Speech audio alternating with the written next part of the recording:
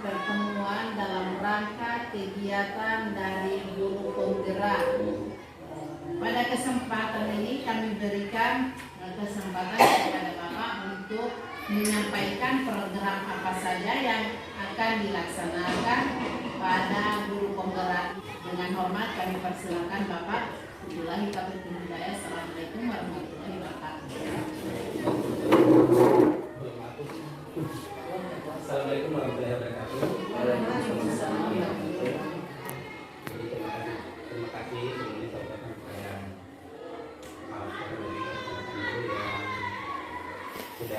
yang sudah bersedia untuk bermanfaat dari kegiatan yang kami selama ini. Jadi saya langsung saja untuk garis besar yang kami dapat dari materi yang kami dapatkan dari guru penggerak, itu karena waktu kita saat ini tidak tepat sementara ulangan, jadi agak sedikit dipercepat. Hanya garis besar saja yang saya sampaikan karena besok itu kami mendapat kunjungan dari pengajar praktik, ya. Jadi untuk pendampingan. Nah, sekurang-kurangnya ya ketika dikunjungi sekolah kita itu sudah ada hal-hal yang diketahui oleh guru mengenai tentang guru penggerak. Maka dari inilah saya terpanggil untuk mensosialisasikan kepada guru-guru dan sekaligus juga semua yang ada di sini untuk menjelaskan seperti apa itu guru penggerak. Jadi sebelumnya saya jelaskan dulu untuk tujuan daripada guru penggerak itu adalah sebenarnya untuk menjadi pemimpin dalam pembelajaran yang berpihak pada siswa, seperti itu. Jadi kalau saya membicara tentang materi yang kami dapatkan di guru penggerak itu, sebenarnya kami di sini lebih ditekankan untuk menerapkan pemikiran filosofi daripada Ki Hajar Dewantara. Ini yang menjadi titik berat daripada materi kami, lebih berfokus pada pemikiran Ki Hajar Dewantara. Garis pertama yang saya sampaikan adalah pendidikan mengenai Ki Hajar Dewantara. Ini saya kalau menyampaikan sama-sama kita ini diceramahi, ya, kita merasa diceramahi karena menurut beliau bahwa pendidikan ataupun pengajaran itu dibedakan antara pengajaran dengan pendidikan.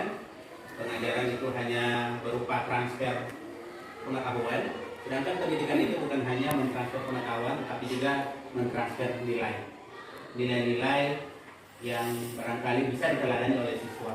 Itu kalau arti daripada pendidikan. Kemudian juga yang kedua, pendidikan menurut Ki Hajar Dewantara itu sifatnya menuntun. Dalam hal ini maksud daripada menuntun adalah kita sebagai guru, jadi mohon maaf ini saya hanya menyampaikan, Bu Ika ya. Kita sama-sama artinya setidak-tidaknya tahu bahwa konsep daripada pendidikan menurut Ki Hajar Dewantara seperti itu. Nah, arti daripada menuntut ini, yang selama ini kita tahu bahwa mendidik anak itu ibarat seperti kita maksudnya mendidik anak selama ini kan kita masih ada konsep pemaksaan.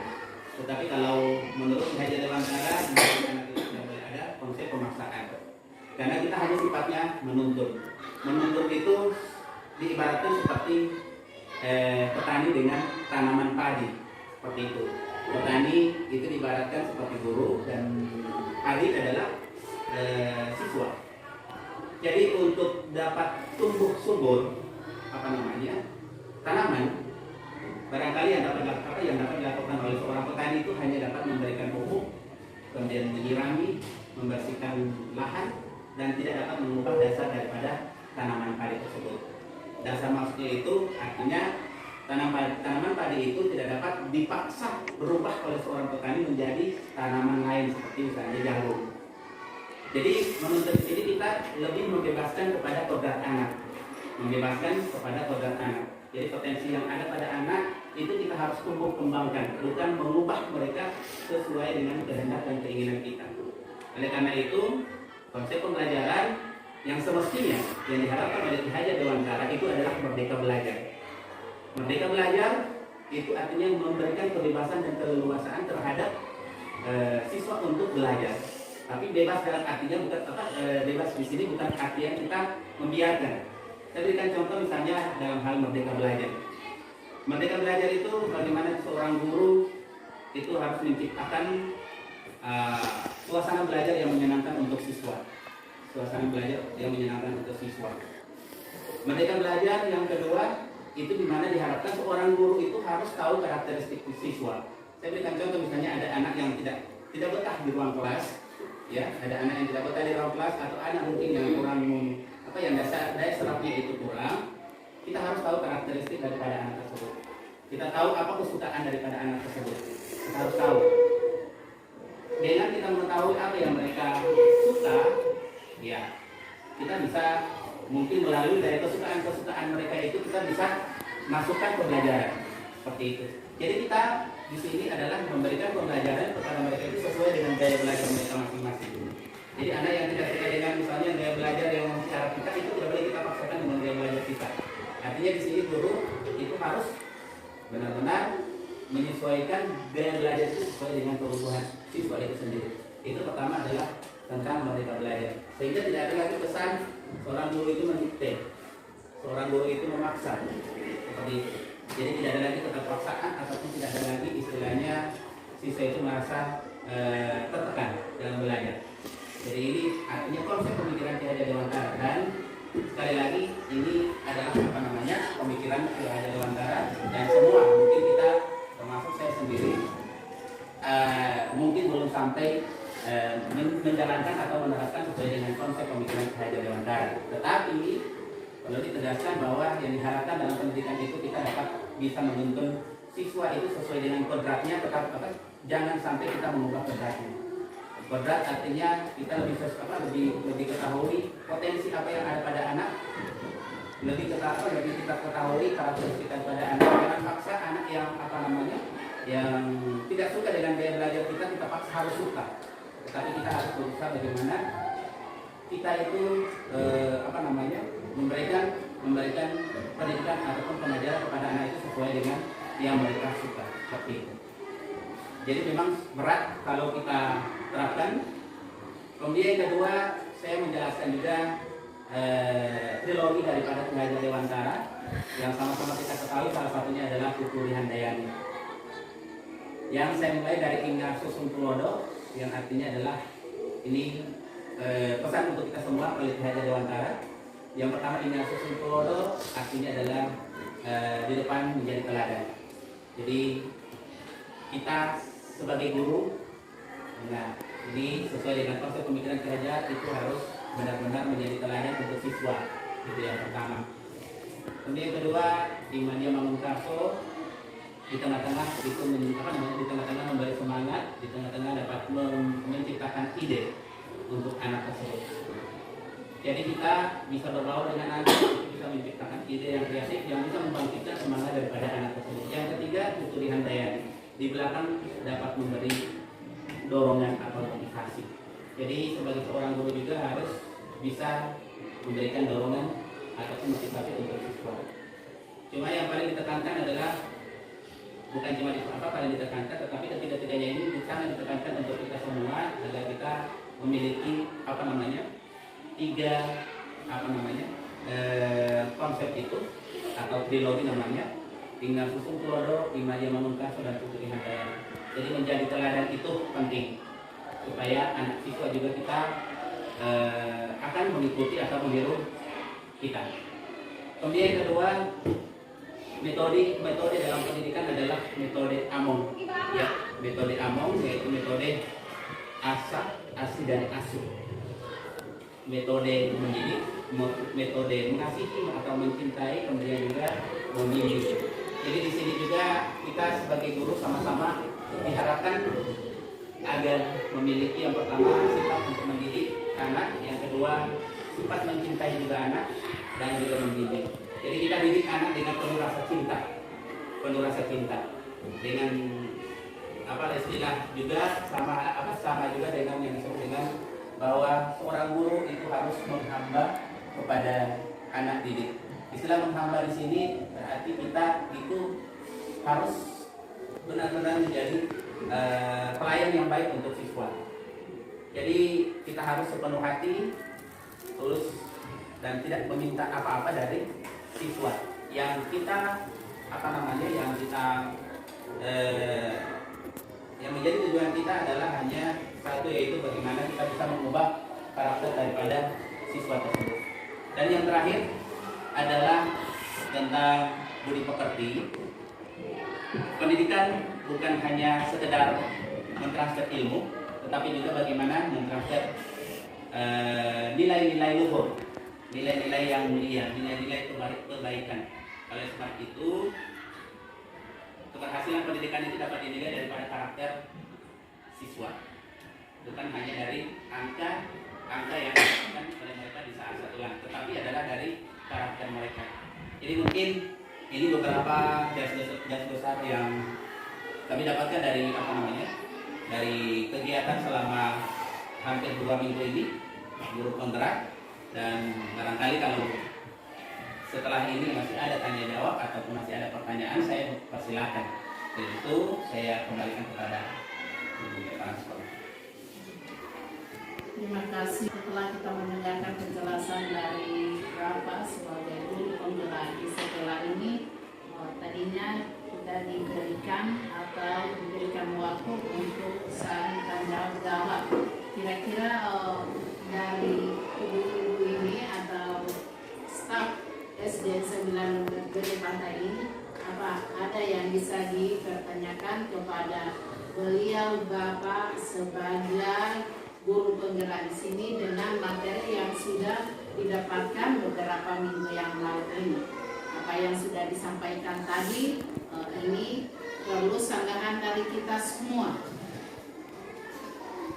Kira ada dari teman-teman apa yang bisa dipertanyakan dalam kegiatan ini, supaya kita bisa mendengarkan juga penjelasan dari Bapak sebagai guru penggerak di sekolah ini. Jadi kami saya untuk yang bertanya mengenai ke depan untuk guru penggerak ini, karena sampai saat ini juga masih dibuka untuk angkatan 7 ya, angkatan 7. Mungkin kalau tidak ada pertanyaan. Bisa ya, ada? Terima kasih atas kesempatan yang diberikan. Assalamualaikum warahmatullahi wabarakatuh. Waalaikumsalam. Di sini saya dari Bapak sudah menjelaskan tentang guru penggerak ya. Jadi di sini saya hanya ingin tahu dilalui guru penggerak itu kira apa. Oh iya, terima kasih. Ini akan diharapkan juga, saya juga sebagai guru penggerak itu diharapkan juga bisa memotivasi untuk guru-guru yang di sini untuk dapat ikut sebagai guru penggerak. Tahapannya yang pertama adalah, ini kalau sekarang mungkin sudah dibuka untuk angkatan 7 atau sudah selesai untuk angkatan 7? Saya juga belum tahu. Cuma kalau yang saya tahu untuk angkatan 7 ini tinggal menunggu pengumuman untuk wilayah Bone Bolango. Karena kita Bone Bolango yang pertama itu ada nanti di angkatan 5, baru di angkatan 7 Bone Bolango dapat jatah. Insya Allah kalau misalnya dibuka lagi untuk Bone Bolango, itu guru honor juga bisa ikut. Tetapi dengan syarat yang pertama adalah 5 tahun terdaftar di Dapodik dan memiliki sisa masa jabatan 10 tahun. Insya Allah artinya dengan bapak ibu dengan ibu yang ikut di guru penggerak ini jadi prioritas juga, karena itu bukan program pelatihan tetapi itu adalah program pendidikan 6 bulan. Ya, saya sedikit berikan gambaran tentang apa saja yang kami lalui selama 2 minggu ini. Yang pertama ikut lokakarya, dan segala biaya konsumsi dan semuanya itu akan ditanggung oleh pemerintah. Cuma beda ya untuk gelombang 5 dengan gelombang sebelumnya. Kalau gelombang sebelumnya itu mereka bisa jalan-jalan ke luar daerah. Cuma karena kami yang di angkatan 5 ini untuk balai penanggung jawab itu sudah ada di Gorontalo, sehingga kami mungkin tinggal ke Gorontalo tinggal di daerah saja.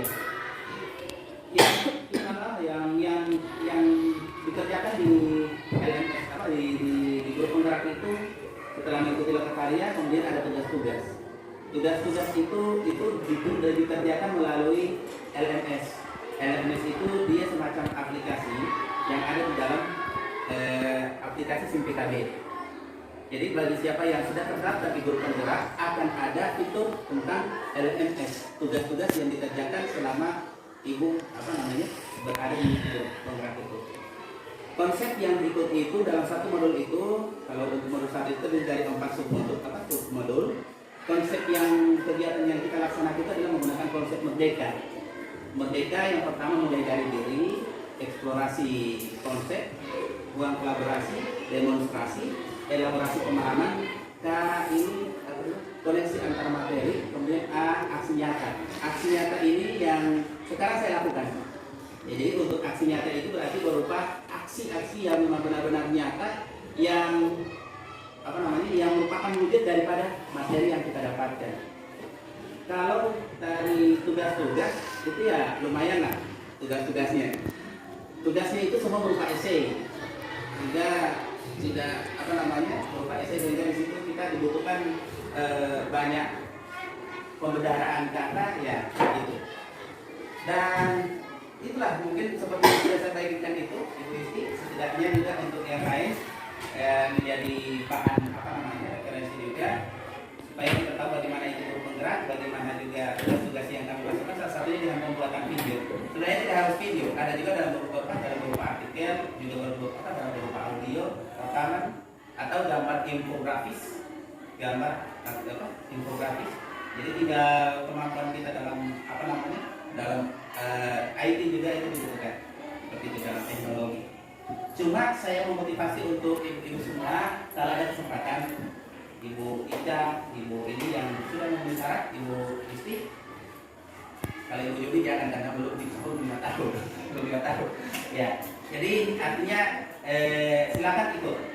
Insya Allah artinya ini bisa memberikan peluang untuk Ibu Isti dan juga Ibu Ika.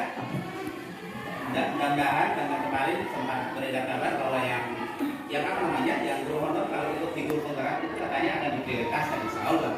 Cuma yang ini juga tidak jadi, cuma ini diperjuangkan, diprioritaskan untuk dapat diangkat menjadi ASN. Nah, kalau saya sih harus ikut jadi kulit dengan kulit. Kalian memastikan yang pastinya wajib, kalau ingin tidak harus mentargetkan jadi apa, cuma kan bisa tahu lah, ini jadi satu syarat kita untuk apa gitu. Kalau saya kan ikut itu cuma takut jangan sampai menjadi syarat untuk dalam hal apa, makanya saya ikut saja, tapi ikut. Mungkin itu yang saya dapat informasikan untuk itu. Tujuannya guru penggerak supaya kan dapat diketahui oleh teman-teman, supaya kan mereka juga mungkin ada yang kepingin untuk jadi guru penggerak. Jadi suruh ini sama guru tentang guru penggerak itu yang bagaimana. Sekalian kan programnya Pak Guru juga saya susul utarakan ke mereka, supaya kan di saat ada pendampingan begini, atau di saat ada pemberitahuan kan sekolah itu dalam keadaan siap. Misalnya akan bertambah. Jadi program guru penggerak ini memang dari awal memang didesain untuk misalnya yang mendaftarkan mereka jadi guru penggerak sebagai pemimpin pembelajaran ke depan. Seperti yang sudah disampaikan dalam beberapa kemarin itu, salah satunya adalah mereka menjadi pemimpin pembelajaran di kepala sekolah pengawas gitu. Jadi pendidikan guru penggerak itu bagaimana kita bisa mengenal cara mengajar yang baik, dari praktek-praktek yang baik seperti apa, kemudian mengelola murid seperti apa, dan yang terpenting itu memahami filosofi pendidikan kehadiran terakhir seperti apa. Karena ini kan Sudah terlupakan. terlupakan itu, dan guru sekedar mengajar saja, sekedar mengajar, penuhi administrasi, disiplin administrasi, datang ke sekolah untuk mengajar, selesai sudah pulang. Dan dengan adanya guru penggerak ini akan terbuka wawasan paradigma baru untuk pendidikan ke depan seperti apa, yang memperlakukan murid seperti apa, cara berkomunikasi seperti apa, lingkungan kita yang pas-pas lingkungan dengan teman sekolah seperti itu. Ini nanti tidak boleh untuk penggerak. Makanya ini menjadi kesempatan dan ini Pak Guru Pak Hari ini salah satu aset ya, salah satu aset di SDN 9 ini yang mungkin bisa bisa berkolaborasi dengan guru-guru yang lain. Coba seperti apa nanti praktek-praktek pengajaran itu. Nah ini kesempatan yang luar biasa. Karena dari sekian ribu ini yang mendaftarnya, alhamdulillah beberapa dari pantai, ya SDN 1, SDN 9, SMA, kemudian SDN 10 ya, alhamdulillah bisa bersaing dengan negeri yang luar biasa. Jadi ini sebenarnya ketika teman-teman sejauh teman-teman itu melihat ya, Pak Hari yang tugas ini sampai berlarut-larut langsung takut sebenarnya itu kan belum sebenarnya kalau mereka lihat sepintas saja begini karena ibu mereka sudah bikin takut itu sih sampai jam 12 malam kami cuma lihat sepintas loh tapi kalau sudah masuk ke situ ternyata begini perjalanannya seperti ini dan kami masa depan bagaimana mereka belajar itu kan itu didapatkan sekali kalau dari penjelasan itu.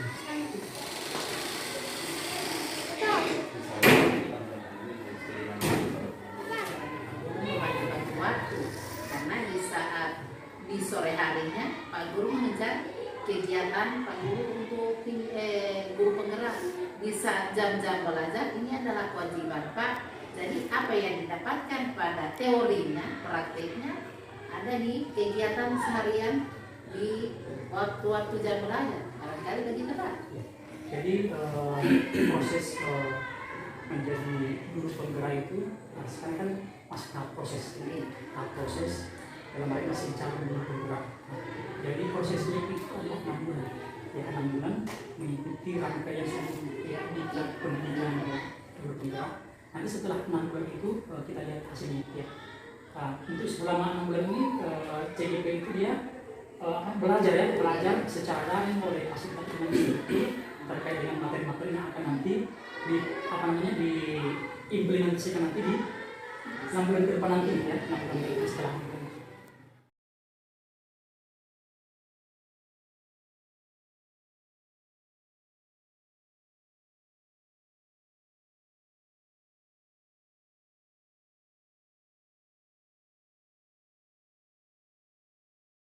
Jempol lagi, jempol.